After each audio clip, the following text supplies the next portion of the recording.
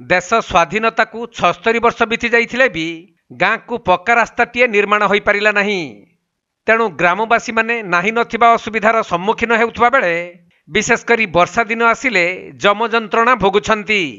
गाँ को गमनागमन सुविधा नथिबा जगु लोक माने रोगर शिकार हेले कि गर्भवती महिला को मेडिकल को नेबा पई भार ही साजे साहा भरोसा, जहाकु नहीं ग्रामवासी माने बारंबार अभियोग करथिले भी रास्ता समस्या संपर्क रे ना स्थानीय जनप्रतिनिधि ना प्रशासनिक अधिकारी केही भी दृष्टि देउनाहांती। तेणु ग्रामर लोक माने यातायात रे बहु असुविधार सम्मुखीन हेउथबा कथा कहिसंती। नमस्कार आज्ञा, मु हूँ प्रदीप लिमा, आडा गाँव बासिंदा अटे। आउ कहबार माने कौन आज्ञा, देखो आम आडा गाँव जो रास्ता जाऊँगी से रास्ताटा बहुत परिमाण में खराब रोचे।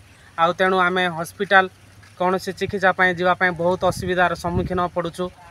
एवं आडा को सिरगुड़ा हूँ आज्ञा 3 किलोमीटर। आम कौन से जिनस भी परिबा सामान भी आनी पारबाई कष्ट होची। तेणु आम सरकार को विनीत अनुरोध करुचु जे आम रास्ताटा मरामती करिकी तेले आम आपण तांको पाखरे चिर उपकृत बासिंदा ही रहिबो बोली मोर अनुरोध आज्ञा। तबे रायगड़ा जिला गुड़ारी ब्लॉक सिरीगुड़ा पंचायत आडा ग्राम रे मोट 30 परिवार बसवास करती।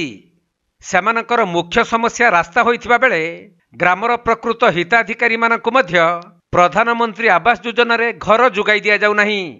एपरिकी गत आर्थिक वर्ष रे 9 जन हिताधिकारी नाम रे घर आसीथिले भी केउ कारण पई सेमानकु घर दियागला नाही ताहा ग्रामवासी मनरे संदेह सृष्टि करिछि। तेणु एही ग्राम रे थिबा समस्या प्रति स्थानीय जनप्रतिनिधि और प्रशासनिक अधिकारी माने दृष्टि देबाकू ग्रामवासी माने निवेदन करिसंती। आम गाँव रे विगत योजनार रैंकिंग लिस्ट रे 9टी घर ना लिस्ट आसीतिला। सेतिरु आम गाँव रे गोटे घर भी आम पाइनु। तेणु आम सरकार को विनीत अनुरोध करुचु। आम गरीब लोक बहुत दीर्घ बहुत वर्ष है ए गाँव रे ना कि ताई आम गाँव रे गोटे भी इंदिरावास आम इंदिरावास पाई पारिनु। तेणु आम सरकार को अनुरोध करुचु आम गाँव रे इंदिरावास घर देले आम किछिटा उपकृत हेबो बोली सरकार को अनुरोध करुचु।